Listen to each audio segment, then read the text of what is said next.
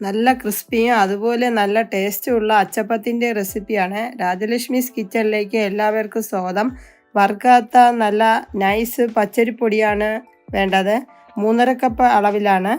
1/4 cup മൈദയും ആവശ്യമായിട്ടുണ്ട്. നല്ല തിക്കായിട്ടുള്ള 1 കപ്പ് തേങ്ങാപ്പാലും 1 എഗ്ഗും ആവശ്യത്തിന് എള്ളും 1/4 കപ്പ് പൗഡേർഡ് ഷുഗറും 1/4 ടീസ്പൂൺ സോൾട്ടും 1 ടീസ്പൂൺ എള്ളുമാണ് വേണ്ടത്. ഇനി നമുക്ക് ബൗളിലോട്ട് 1 മുട്ട പൊട്ടിച്ചൊഴിക്കാം. അത് കഴിഞ്ഞ് അതിലോട്ട് 1/4 കപ്പ് 1 ടേബിൾ സ്പൂണും കൂടെ ചേർക്കാവുന്നതാണ്. നല്ല പൗഡറാക്കിയ പഞ്ചസാരയാണ്. അതൊന്ന് നല്ല പതപ്പിച്ചെടുക്കണം, നല്ല വിസ്ക് ഉപയോഗിച്ച്. ഇതേ ക്വാണ്ടിറ്റിയിൽ പഞ്ചസാര എടുത്താൽ കറക്റ്റ് മധുരമായിരിക്കും. അത് കഴിഞ്ഞ് അതിലോട്ട് ഓരോ കപ്പായിട്ട് ഇങ്ങനെ റൈസ് പൗഡർ ആഡ് ചെയ്യേണ്ടതാണ്. കുറച്ച് ഒരുമിച്ചൊരിക്കലും റൈസ് പൗഡർ ആഡ് ചെയ്യാൻ പാടില്ല. അങ്ങനെ ആഡ് ചെയ്താൽ അത് വളരെ ബുദ്ധിമുട്ടാണ് നമുക്കിങ്ങനെ മിക്സ് ചെയ്തെടുക്കാൻ. ഇതിങ്ങനെ വിസ്ക് വെച്ച് കുറേശ്ശെ ഒന്ന് ഇളക്കി എടുത്താൽ മതിയാവും. എന്നിട്ട് 2ാമത്തെ കപ്പും അതുപോലെ ഇളക്കി എടുക്കേണ്ടതാണ്. ഇപ്പോൾ അത് കുറച്ച് ഹാർഡായി വന്നു. ഇനി നമുക്ക് അതിലോട്ട് 3ാമത്തെ കപ്പും ചേർക്കാം.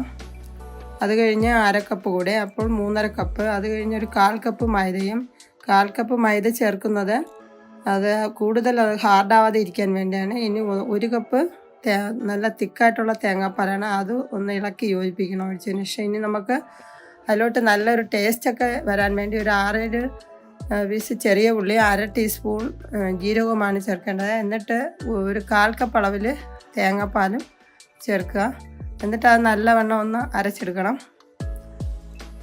അരച്ചെടുത്തതിന് ശേഷം നമുക്ക് ആ കൂട്ടിലോട്ട് അത് ചേർക്കുമ്പോൾ അതിന് കൂടുതൽ ടേസ്റ്റ് ഉണ്ടാവും. അതിന് വേണ്ടിയാണ്.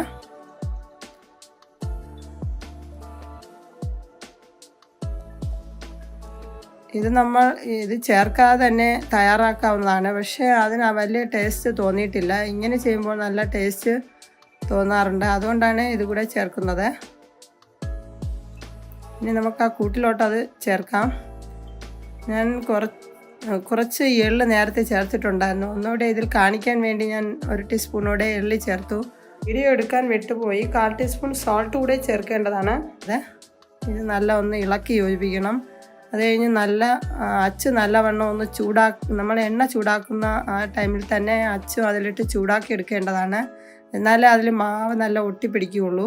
ഇനി നമുക്ക് ചൂടായ എണ്ണയിലോട്ട് അത് നല്ല ഹൈ ഫ്ലെയിമിൽ തന്നെ ഈ സമയം വയ്ക്കണം.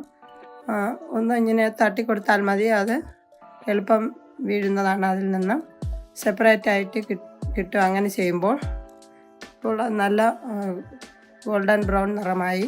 തേങ്ങാപ്പാലൊക്കെ നമ്മൾ ചേർത്ത് ഉണ്ടാക്കുന്നത് കൊണ്ട് ഇത് എപ്പോഴും വെളിച്ചെണ്ണയിൽ ഉണ്ടാക്കുന്നതാണ് ഏറെ രുചികരം.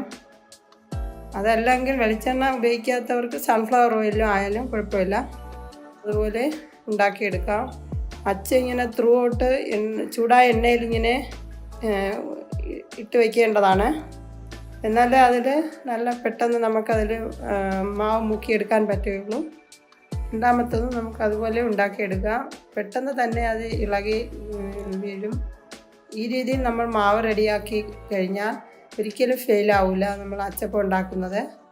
ഇതേ രീതിയിൽ ട്രൈ ചെയ്തിട്ടില്ല എങ്കിൽ ഒരു തവണ ഒന്ന് ട്രൈ ചെയ്ത് നോക്കണേ. ഈ വീഡിയോ ഇഷ്ടമായാൽ ഫ്രണ്ട്സിനെ റിലേറ്റീവ്സിനെ ഒക്കെ ഒന്ന് ഷെയർ ചെയ്ത് സപ്പോർട്ട് ചെയ്യണേ.